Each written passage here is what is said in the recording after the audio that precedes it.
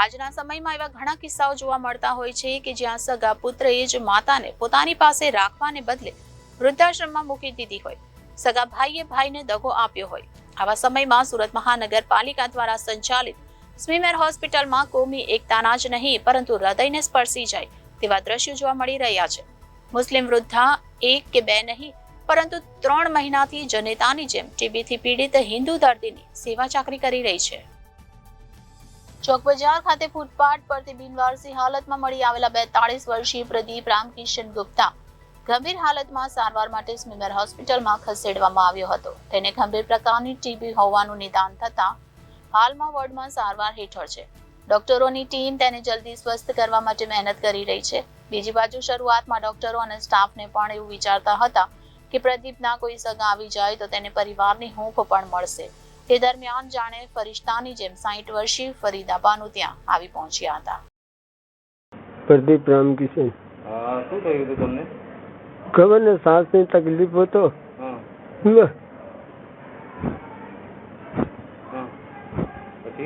પછી બહુ વધારે થઈ ગયું એમ બોલે છે ડોક્ટર.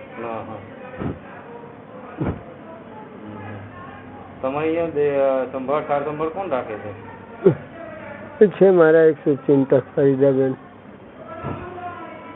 કઈ રીતે મળ્યા તમને? બહુ દિવસ હતો મારા, લારી पे काम करता होता. कभी काम करूँ कभी जो बोले वो કરી દેતા હતા. અને એ તમને કઈ રીતે મદદ કરે છે? બહુ મદદ કરે. સંડાસ બાથરૂમ બધા જમવાનું ફમવાનું સબ લાવે. અચ્છા. બેન તમને ક્યાં મળ્યા હતા? ચોક પર લારી પર. ચોક પર લારી પર અહીંયા જ આવેલા? અહીંયા લઈને આવ્યો પછી તમને? લઈને આવો બીજા એક ટેબલ વાળા અતિકભાઈ वो लेने આવ્યા. પછી એને ખબર પડ્યા તે આવ્યા અહીંયા. તમારી તકલીફ વધારે જોઈને તમને સેવા કરવા લાગ્યા? હા.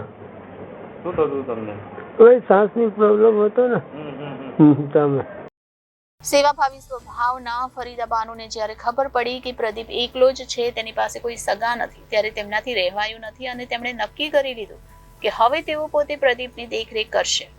ફરીદા બાનુએ જણાવ્યું હતું કે 3 મહિનાથી તેઓ પ્રદીપની સાથે જ છે. 24 કલાકમાંથી ફક્ત નહાવા માટે જ તેઓ પોતાના ઘરે ઓલપાડ જાય છે. ત્યારબાદ આખો સમય તેઓ પ્રદીપ સાથે જ વોર્ડમાં રહે છે. પ્રદીપ સાથે તેમણે જાણે પુત્રની જેમ સંબંધ બની ગયો હોય એ રીતે તેઓ તેની દેખરેખ અને સાર સંભાળ રાખી રહ્યા છે.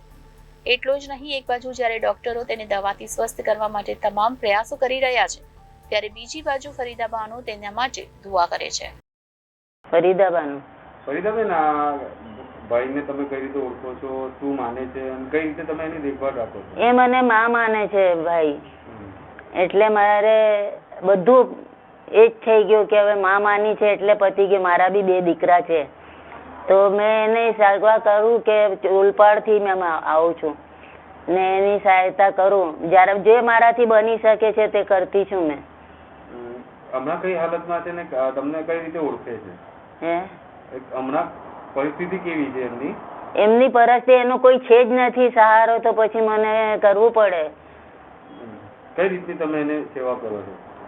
અહીંયા જો ને દાખલ કરાવેલું છે તો કરું છું. જે બી મારાથી બને સંડાસ પેશાબ બધું જ કરું નાખું.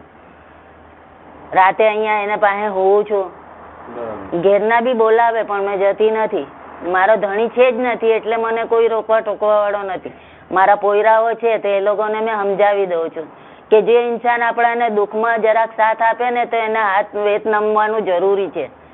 આજે આપણે છે, કાલે મને બી મેં તાવ આવે ને તો એ મારી લારી હાચવી લે કે મેં મારી લારી મેં ચલાવું છું વિમલની, તો તરત જ એ બેસી જાય ને મારા પોયરાઓને કઈ ચાપુ ચપટી લાવીને ખવડાવે તો મેં ઉપકાર ભૂલવા વાળેમાંથી નથી. ભૂલી જાય એ ભૂલી જાય પણ મારાથી એ નહીં થાય આવું બધું. મેં આવું, મારી પોતાની બહેનો આવે છે, મારા છોકરો વહુ આવીને ગઈ છે, એની બી 4 દીકરીઓ છે, એટલે ભલે તમે આવો કે નહીં આવો મેં તો જવા, તમારેથી થાય તે કરી લો. સ્મીમેર હોસ્પિટલના તબીબના કહેવા અનુસાર શરૂઆતમાં પ્રદીપની સ્થિતિ ગંભીર હતી, જોકે હવે ધીરે ધીરે તેની તબિયતમાં સુધારો આવી રહ્યો છે. જ્યારે શરૂઆતમાં તેને સ્મીમેર હોસ્પિટલમાં લાવવામાં આવ્યો હતો ત્યારે બિનવારસી તરીકે હતો, પરંતુ ફરીદાબાનુ જે પોતે એક મુસ્લિમ છે, જે પરંતુ જાતિ અને ધર્મ ભૂલી માનવતામાં વિશ્વાસ કરીને એક માતાની જેમ પ્રદીપની સેવા ચાકરી કરી રહ્યા છે, માની જેમ તેની સાર સંભાળ લઈ રહ્યા છે. આજે એવો યુગ છે કે ભાઈ ભાઈને પૂછતો નથી. આવી પરિસ્થિતિઓમાં સહારો મળવો એ ધર્મ અને જાતિથી ઉપર કહેવાય. પેશન્ટ પ્રદીપ કુમાર જે છે એ જ્યારે આવ્યા હતા લગભગ 1.5 મહિના થઈ ગયા એને એડમિટ થયા અને બહુ ગંભીર પરિસ્થિતિમાં આવ્યા હતા અને બિનવાર્ષિક હતા. એને તેની જોડે કોઈ હતા નહીં, અનનોન પેશન્ટ જેવું હતા અને MLC પણ કરાવ્યું હતું મેડિકો લીગલ કેસ તરીકે અને બધું ટ્રીટમેન્ટ ચાલુ થઈ ગઈ. અમારા ત્યાં તો લગભગ 3-4 અનવાર્ષિક પેશન્ટ કાયમ હોય જ અને લગભગ 80% સારું થઈને જ જાય. બહુ ગંભીર હોય તો મરણ પણ થઈ જાય. પણ એ પ્રદીપને બધું ટ્રીટમેન્ટ ચાલુ હતી અને એને બાયપેપ વેન્ટિલેટર અપાયું હતું. એના બંને ફેફસામાં TB અને ઇન્ટરસ્ટિશિયલ લંગ ડિઝીઝનો પ્રભાવ છે અને બંને ફેફસામાં એક્સટેન્સિવ ડિઝીઝ છે. એના રીતે એનો ઓક્સિજન અને કાર્બન ડાયોક્સાઇડનો પ્રોબ્લેમ છે અને પેશન્ટને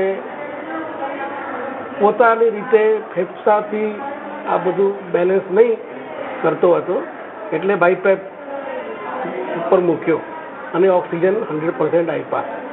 પછી 2 દિવસ પછી એ બેન જે છે એને શોધતા આવ્યા અને અમને ખબર પડી કે એ ત્યાં આડોશ પડોશમાં રહે છે અને એને ઓળખે છે અને 4 દિવસથી લઈને 8 દિવસ સુધી પેશન્ટની કેરમાં એકદમ સંલગ્ન છે એ બેન. હાલાકી એ બેન મુસ્લિમ છે અને દર્દી હિન્દુ છે, પણ આ બાબતની એકદમ મોટી બેન જેવા એની સેવા કરે છે અને ડૉક્ટરોના ટ્રીટમેન્ટના રીતે, અમારી કેરના રીતે અને એ બેનના કેરના રીતે પેશન્ટ પહેલાં કરતાં 30-40% ઇમ્પ્રૂવ પણ થયું છે. હવે એ માત્ર ઓક્સિજન પર છે. 3 થી 4 લીટર ઓક્સિજનની જરૂર પડે છે અને ક્યારે રાત્રે એને બાયપેપ વેન્ટિલેટરની 1-2 કલાક માટે જરૂર પડે છે. તો આમાં એવું જ કહી શકું કે એ બેનનો બહુ મોટું કોન્ટ્રીબ્યુશન છે અને આ જમાનામાં જ્યારે ભાઈને નહીં ઓળખતો, કોઈ અલગ ધર્મના માણસ આવીને એકદમ ભાઈચારાથી એની સારી રીતે કાળજી રાખે છે, આ બહુ મોટી વાત છે અને બહુ પ્રશંસાનો કાબિલ છે. મુસ્લિમ વૃદ્ધા લાવારીશ યુવકને 3 મહિનાથી પુત્રની જેમ સાચવી રહી છે. માનવ સેવાનું આ સૌથી મોટું ઉદાહરણ છે. ખાસ કરીને ધર્મ અને જાતિના નામે લડનારાઓ માટે આ એક આંખ ખોલનારો કિસ્સો છે. ફરીદાબાદનું પવિત્ર મક્કાથી લાવવામાં આવેલું જમજમનું પાણી પણ પ્રદીપને પીવડાવે છે, જેથી દવા અને દુઆના સહારે તે જલ્દી સ્વસ્થ થઈ જાય તેવી આશા છે.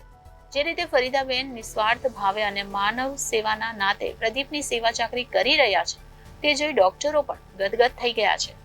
Reporter Arvind Rathod, Janadesh news, Surat.